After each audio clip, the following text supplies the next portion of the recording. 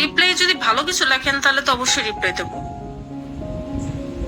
ভালো কিছু লিখবেন, রিপ্লাই দেবো। আর সাধারণত হচ্ছে আমার আইডিটা লগ আউট করা থাকে, বুঝছেন?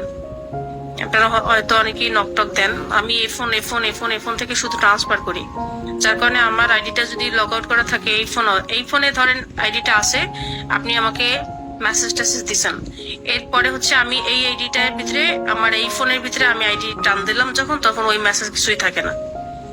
যার কারণে হচ্ছে আর আমার মানে গুরুত্বপূর্ণ কোনো ব্যক্তি নাই ইনবক্সে, যে যার উত্তর দিতেই হবে, মিস করে গেলাম, তো এই জন্য লাগে না। বিগটিভির একেবারে হুম দিকেই পড়ছে, যার রেগুলাতে ডায়মন্ড নিয়ে পুরো ঢুকে মাইটে দিয়ে যায়, একেবারে উঠতে গেছে।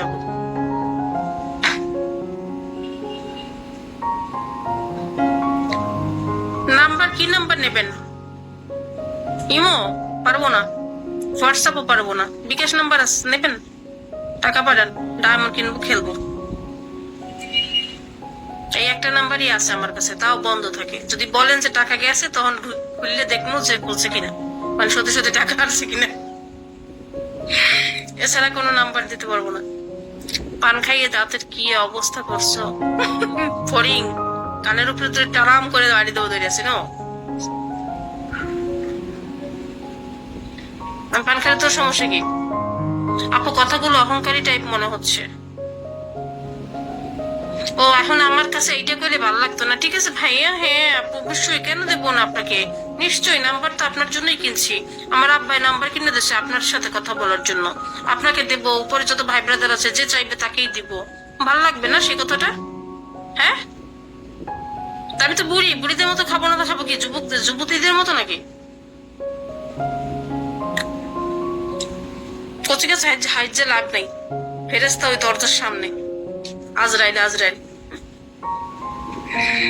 মনে করো যে খালি একটু সময়, যেখানে সময় ফুরেই যেতে পারে। আপনার লাইফে আপনি প্রত্যেককেই গুরুত্ব ভাবতে পারেন, তা না হলে লাইক করেন কেন? এটা লাইক করি না, আমি লাইভ করি এবং গুরুত্বপূর্ণ আমি তাকেই ভাববো যে এখানে আমাকে টার্গেট ফিল আপ করে দেবে, তাকে গুরুত্ব হিসেবে ভাববো, আর কাকে ভাববো?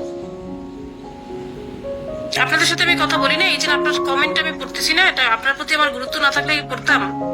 বলেন, যে কমেন্ট করতেছে, রেসপন্স করতেছি, এটার থেকে আর কি গুরুত্ব? আর সবাই নাম্বার দিয়ে বিলাবো, সবার সাথে কথা বলবো, সেইটা হচ্ছে কি গুরুত্ব? আপনার বোনরা যদি, একটা স্যামরা যদি এই কথাটা বলতো, তাহলে ঠিকই মনে করেন যাই হেডের দাঁত দুধ ভেঙে দিতেন। আপনারা দুনিয়ার সব মেয়েদেরকে বোন হিসেবে দেখেন, ভালো হইবে, দৃষ্টিভঙ্গি চেঞ্জ করেন।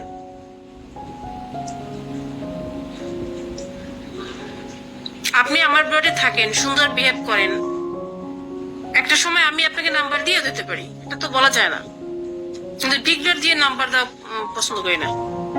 তোমার আইডির কি খবর?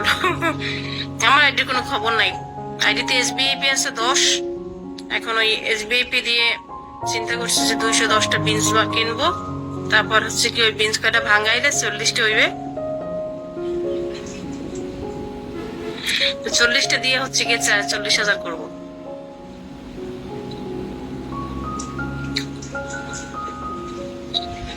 এত ধমকাও কেন মানুষদের?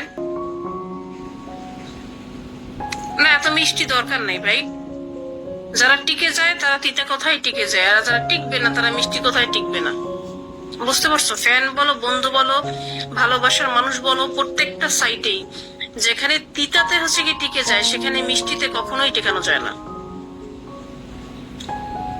আর আমরা যখন ঔষধ খাই, এই যে বাচ্চাদেরকে যখন ঔষধ দেয় না ডাক্তারে, তখন ডাক্তাররা কি বলে জানেন? আগে তিতাটা খাওয়াবেন, তারপরে মিষ্টিটা দিবেন। তিতা ভালো, তিতার মান অনেক ভালো, মিষ্টির ভিতরে মিষ্টিটা হচ্ছে গিয়ে তাৎক্ষণিক ভালো লাগবে, ভবিষ্যতে মিষ্টির সব সাইটেই খারাপ।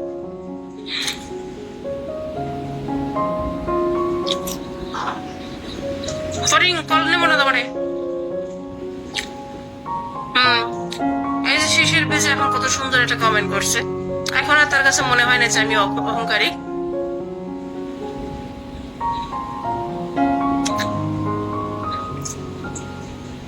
মানে তুমি একেবারে কাছে পাইলে আমাকে প্রচুর পরিমাণে জ্বালাইতা, আর আমি একেবারে খুব জ্বলতাম না। দেখছি একটু আগে একটা ভিডিও দেখছি বরিশালে একটা বুড়ো বেটার একটা মাথার পিছে ধরে একটা গোড়া দিয়ে মনে করছে 3 সাইডে বাড়িতেছে রাস্তায় বইয়ে, বুঝছো? আর রাস্তায় বইসে, বুঝছো,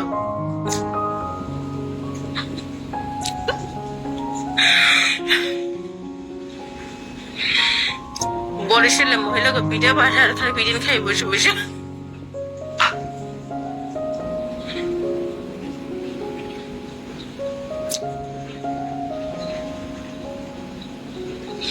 হ্যাঁ, আমি চিন্তা করছি ক্যারাটে শিখবো। আমি বরিশালে আছে কিনা কই দেবে না, খোঁজ নেবো।